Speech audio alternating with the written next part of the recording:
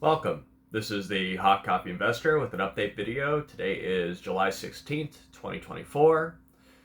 So for today, we're looking at 886.79. It could have been much better. I kind of wish I had waited a little longer. I would have been well over 2K today. But I'm happy with what I made. I'd have to work a $25 an hour job for a week to make what I made today. Made it in a day. So today we're at 886.79. $510 and change of that was pre-market right before the S&P moved up. That was the SPX trade. We did a NVIDIA after that. Obviously, we could have made more in NVIDIA too. I actually modified my sell order much lower, 10 cents lower, so $100 lower, so it would have been at 986. But I'm happy with what I received today. So for the week, that puts us at $1,830.48 so far. And for the month, we're looking at $10,960 flat.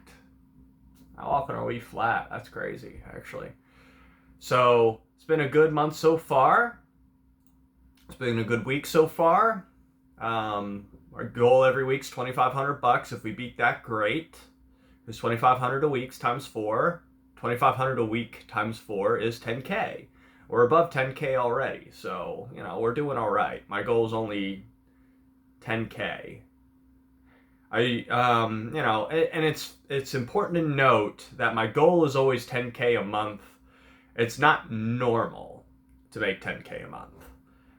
I usually do about 7 to 8. So these last 2 months so far have been just amazing. I'm very happy with what we've been doing. The account's at $42,873.46. I'm going to pay myself $1,000 today. Could pay myself more because I said anything over 40K I would pay myself, but I'm going to pay myself $1,000. The Roth's at 81.50.38. Going up and down as we speak. I currently have NVIDIA in that. I currently have NVIDIA in my Roth as a purchase. But I plan on selling when it goes up $2 per share positive. I'm always just trying to grow the Roth tax-free regardless of how much I actually make on it. So I still have not transferred the $950 back into the Roth. I was planning on doing it, but I haven't. I have 60 days to do it from when I transfer the money from my Roth into my brokerage due to Fidelity's negligence. But it's been a good day. I'm going to call it here. Obviously, I could trade more. I have a feeling I can make a lot more. But I'm going to call it here for the day and be satisfied with what I made. And it's currently 9:49 a.m. We stopped trading at 9:38. So 10 minutes ago, 11 minutes ago. So 8 minutes into the trading day, we're up 886.79. Not a bad day's worth of work. I don't know if I've said this in a video before. Yes, I'm done trading usually within 15, 20, 30 minutes of market open. Yesterday was a much longer day because I was wrong in my timing, but I was right overall. So my second trade got pretty nasty for a while there yesterday, like negative $4,000 nasty, but I didn't see a reason that I was wrong. Turns out I wasn't wrong. So, because obviously I made money yesterday, I didn't see a reason for it. So, I stayed in the trade until I was right. When I see why I'm wrong, or I'm very certain I'm not going to be right, I get out and I don't let it get that nasty. But there was just nothing yesterday. Today, however, insiders are selling NVIDIA. That news came out today. A lot of insiders are selling NVIDIA. So do I think Nvidia is done selling off? It could be. We'll see. They keep selling like every couple weeks. So, they may think it's a little extended too. I don't know, but the buyers are definitely stepping up and holding the stock true to its form. So we'll see what happens here. They're not buying right now, but I think they will be a buyer soon. But it almost concerns me with their earnings coming up. When do their earnings come? Let's see when their earnings are supposed to drop. Their earnings drop August 28th. So we've got earnings coming out over a month from now, month and a half basically. Rounded up, but rounded down, but it is what it is. I hope everyone had good trading today. I still believe you can make a ton of money just trading the S&P 500. I'm hoping everyone realizes this. Most of my money is coming from just trading the S&P 500. You don't have to trade crazy meme stocks, or individual stocks to do really well with a very small amount of money. And I've been trading SPX, which is more expensive and reacts more violently. But SPY would be producing the same amount of money, if not more, with less.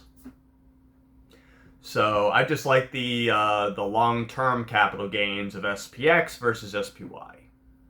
That's why I've been trading it. The long-term capital gains will be more tax beneficial. So if anyone understands that, great. But I think it's 60-40 or something like that when it comes to SPX. I could be wrong, but I'm pretty sure it's 60-40 when it comes to long-term, short-term. So, that's why I've been trading SPX as a better tax advantage situation. And who doesn't want to pay less taxes? I know I do. You should too. So, and it's the same trade. It's actually more accurate in my opinion. And I've noticed that if I put a limit order in, just below the ask, not the bid, the ask, it goes 10 cents below. Even though the bid is here and the ask is here, if I put my ask here, it goes, and I make up this gap really, really well every single time. Every single time. I don't know if it's just Fidelity. So, if you're using a different broker, maybe it's not the same for you, but I'm getting filled every single time 10 cents below the ask. And that's what my asks have always been when I decide to finally exit my position. So Fidelity's got some, at least in my opinion, assuming that that's the best price. Fidelity's really good at executing your trade when the bid is lower than your lower than your ask. At least on SPX, not necessarily anything else, but SPX specifically. And I've been really favoring that trade because of that. You can't it means that you're always more positive than what it says. And you have long-term and short-term capital gains versus just short-term with SPY. Now, SPY has so much more volume than SPX does. I guarantee I did 7 contracts. It's now at 77, but I was all 7 of them today, which is usually the case for me pre-market. I'm usually all of it. But pre-market has been working for me on trading SPX. And you have to go with what works. As soon as it stops working a couple times and you start losing money, you switch up your strategy. But you always have, it's hard to say, but it's hard to learn.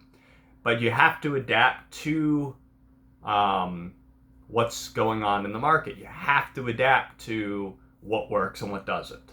And right now, SPX calls every single morning have worked for me for like a month and a half, just over a month and a half now. So I hope it's worked for you too. And the whole point of this is I'm trying to show that you can trade the S&P 500 to make a ton of money before you ever go into work. You can do it. You can go in, you can do it before you have to leave for work. And that's what's so amazing about it. That's what's so amazing. You don't have to trade individual stocks. You can trade the whole market. And, the top 500 companies, in quotations. I don't know if they're really the top 500. Their numbers could be skewed. But this is the Hot Coffee Investor. Good trading. And I'll see you on the next one. Hope you all did well. Take care.